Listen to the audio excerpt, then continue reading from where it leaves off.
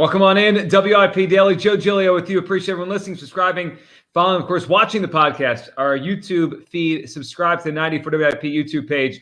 Myself and Tucker Bagley putting up video podcasts. Hope everyone had a great Thanksgiving weekend, and I'm sure it was good at the end. No matter how it was in the beginning, it was good in the end as the Eagles do it again. 37-34 in overtime. This team's 10-1, and it's my job. It's Tucker's job. It's all of our jobs at WIP, and obviously doing a podcast every day to give you reasons why. And I have some, but I also don't know how they're doing this. I mean, this is remarkable what we're watching right now. The Eagles have been outgained by an average of 109 yards over the last 4 weeks. They've won every game.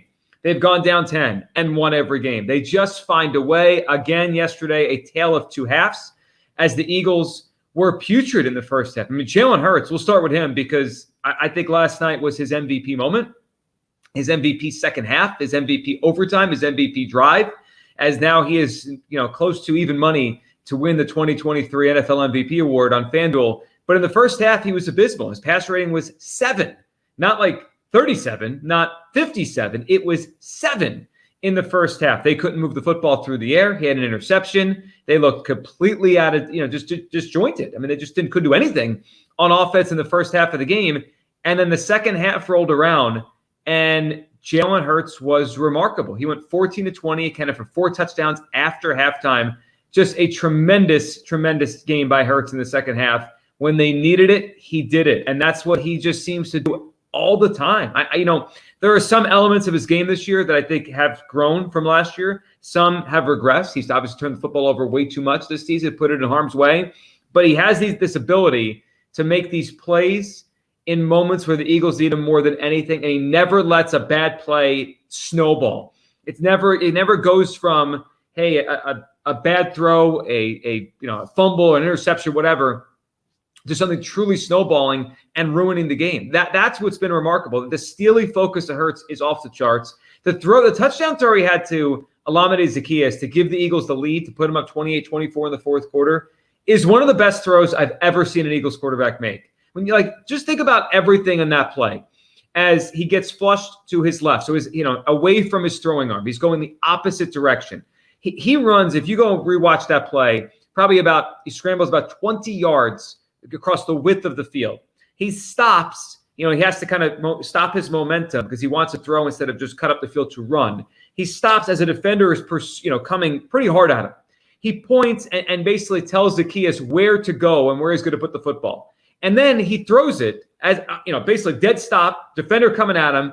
He throws the ball 40 yards from where he's standing up at the 34, 35-yard line. That ball goes to the middle of the end zone on a dime to Zaccheaus over 2 defenders. It's one of the greatest throws I've ever seen an Eagles quarterback make. I mean, Nick Foles had 5 or 6 of those in his time where I'm like, how did he make that throw? Obviously, the Super Bowl, it's quite a few of those throws, like the Corey Clement throw in the back of the end zone. Wentz had a couple in his career that were like, wow. Aguilar in Seattle, the Miles Sanders throw to the back corner of the end zone against Washington. Donovan had some big-time throws, the scramble play against Dallas. Obviously, Randall Cunningham against the Bills. I mean, you could go and pick out 5 or 6 or 7 or 8 amazing throws Eagles quarterbacks have made over the last 30 years. That throw is on it. The touch, the timing, throw in the rain too, and the fact that they're losing in the fourth quarter to the Buffalo Bills. What a performance! And then his legs yesterday, Jaylen Hurts' legs, they were better yesterday. So Hurts is amazing, MVP kind of moment. And the team itself, I don't know if I've ever seen a team have more resiliency than the 2023 Eagles. Are they the best Eagles team of all time? I don't know. We're kind of playing that out. If they finish this stretch undefeated and go in the playoffs and win the whole thing, we're going to call them that. But all I know is this: they have more resiliency within games than any team I've ever seen. The 2017 Eagles were very resilient because they overcame significant injuries, including a quarterback that was on the path to winning an MVP, and they won it anyway. And in a tight game in the Super Bowl, they found a way. And in a tight game in Los Angeles, they found a way. But a lot of their wins that year, kind of similar to last year with the Eagles, were by blowout fashion. They were just the best team. They blew the doors off teams. They were up. They stayed up, and they just stepped on teams' throats.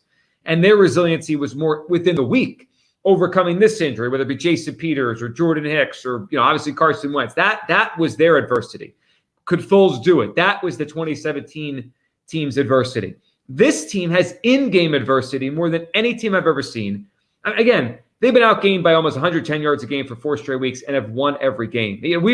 I've never seen it like this in the NFL. So people last time were pointing out to me, well, have you watched the Steelers this year? Because they've had a weird year where they keep getting outgained, not yesterday, but in general, and they keep winning. So I went back through their box scores. That's happened to them once, 100 yards outgained and won. That was week 2 against the Browns. It doesn't happen. I mean, they're outgained by like 20, 30, 15, 11, outgained, but by a little bit each week, and they come out on the right side of a coin flip. The Eagles are being outgained by a ton and winning the game. They're doing the little things to win, even when the big things are going against them. All right, so Hurts is amazing. MVP moment yesterday. The other guy to shout out in a significant way is Jake Elliott. After the game last night, Sirianni said there's no kicker he'd rather have. And he's going to say that about his guy, obviously. But to say that in a league where Justin Tucker exists is pretty amazing. I mean, it's like saying at any point during Tom Brady's best, there's no quarterback you'd rather have than your guy when Brady's in the league. That's what Tucker's the best kicker ever. And I know he's missed a couple this year, but it's not like he's fallen off here. That's just, it shows, and I'm not saying this to say, how could Sirianni say this? I'm just saying, like, the fact that we're there, that we're in this mode where he could say that out loud and not be laughed out of the room shows how amazing, he is. I mean, he's 9 for 9 now, Jake Elliott, in game-winning or tying field goals in his career. And he's perfect in his career for 59 yards and above. That kick, I made the point of the Hurts touchdown throw to Zacchaeus. When you factor everything in, including the rain and the wind and the opponent, all that kick was ridiculous. When you factor everything in there, the fact that he made that kick in that moment was off the charts. It was off the charts considering the weather and the moment last night. The guy's unbelievable. I mean, you just know he's going to make it. He's by far, it's not even close now with him and David Akers. He is by far the best kicker in Eagles history. All right, a couple more things I wanted to kind of just bring up here because I got kind of stream of conscious off of an amazing victory by the Eagles, and we'll bring Tucker in here. So a couple things. One, the Bills, I think there's a lesson to be learned watching the Bills yesterday, and the Eagles beat them. And, we could go to the Eagles are winners. They're not. There's a similarity between them and the Cowboys in which they look great. They can be great, but they seem to just come up with short in these big moments. That's kind of the MO of this particular Bills team. But there's also another lesson I think we need to keep in the back of our heads, and hopefully the Eagles do as we get closer to January here. The windows in the NFL close fast, and you got to win one while you have your window open. And there are rare teams. The Patriots were that. The Chiefs are probably it now, that the window just stays wide open. But it doesn't stay wide open for everyone. Think about the Seattle Seahawks with Russell Wilson. It really started to close after those back-to-back Super Bowl trips. They made the playoffs. They weren't really a Super Bowl team after that. The Bills, their window started shutting when they lost that classic game in Kansas City a few years ago, and now they're going backwards. And I think it's very likely they miss the playoffs, even though they're dangerous and they could beat anybody. Look at the way they played yesterday. Look at Allen. I mean, that guy's, he's got immense talent, but they're probably going to miss the playoffs with their schedule and having 6 losses already. So the window in the NFL, you think it's wide open, and then it slowly starts to close here. The Eagles have to capitalize on what they've got right now, and they have to find a way to win a Super Bowl here and to finish this thing off. A couple more guys I wanted to shout out. Great game by Jaylen Carter. I mean, 2 missed field goals there by the Bills changed the game, and the blocked field goal, obviously, was a game changer. The Jordan Davis hustle play late in the overtime session where Allen is scrambling on 2nd and 10. You go rewatch the replay on that. Jordan Davis took an incredible angle, and what crazy athleticism to chase down Josh Allen, and it kind of forced Allen to flatten it out and get to the sideline. If Jordan Davis doesn't get to him as quickly as he does, I believe Allen gets up the field. I think it's Nicholas Morrow, who's the only player in range, and I just have no faith that Morrow is going to take down Josh Allen in the open field. He probably runs for a first down, and it sets them up with a first down and a bunch of cracks at the end zone to win the game, and Hurts never gets the ball in overtime. That was a game-saving play. It reminded me a little bit of the Brandon Graham play to get Dak to step out of bounds on the 2-point conversion in the Cowboy game. Just like inches, just little things win and lose these games, and the Eagles always seem to be on the right side in the second half of these games on them, including a coaching decision. Sean McDermott, I think he's going to get fired after this year in Buffalo. I can't believe that he would have had about 25 or so seconds to go and 2 timeouts, that he chose to use a timeout to ice the kicker, Elliott, before overtime, but then 2, just to take the knee. You have Josh Allen. You have Josh Allen as one of the biggest arms in the NFL. The Eagles' pass defense has been allowing like 400 yards a week. I was shocked they didn't take a shot there with timeouts to try to get the ball into field goal range before the end of regulation. It was a crazy end of that game. Like, I was like, they're just comfortable with overtime against the Eagles? That was absolutely nuts. Absolutely nuts. And quickly, and then we'll get all Tucker's thoughts on this game and the win, and a 10-1 team right now. That is a 2-game cushion for the number 1 seed. Obviously, Niners and Cowboys are coming up. We'll do more on that in the Niners game a ton the rest of this week on WIP and on this show. The Eagles are underdogs right now. So the look ahead was Eagles -1.5. It went to 49ers -2 last night. It's 49ers -1.5 as we record this on a Monday morning. It is, if it closes as the Eagles are a dog, I think it's going to be historic in terms of a 10-1 team being a home dog. I was trying to go through this morning. The only times I can remember a team 10-1 or better being an underdog in the last 15, 20 years. The 10-2 Vikings were underdogs in Detroit last year, but that was 10-2, not 10-1. In 2019, 10-1 49ers underdogs against a 9-2 Ravens team in Baltimore around this time of the year. And then you got to go back to right around, I think it was the first game that Aaron Rodgers played. It was 2007. He came in the game for Favre. At one point, Favre came out. It was a 10-1 Packers team at I think a 9-2 Cowboy team, like around this time of the year, 2007, and home field was in the line and all that kind of stuff. And Favre came out of that game, but that's 2007. It's been a long time, and none of those were at home. Those teams were all on the road. So a 10-1 home underdog, I believe, would be pretty historic. We'll see where that game closes. What a game. What a game. What a season it's been. As Tucker, I feel like we do the same episode every week. It's just different bullet points that we hit on the game. But usually it involves Jaylen Hurts and the Eagles just finding a way as they are 10-1 now. It's remarkable.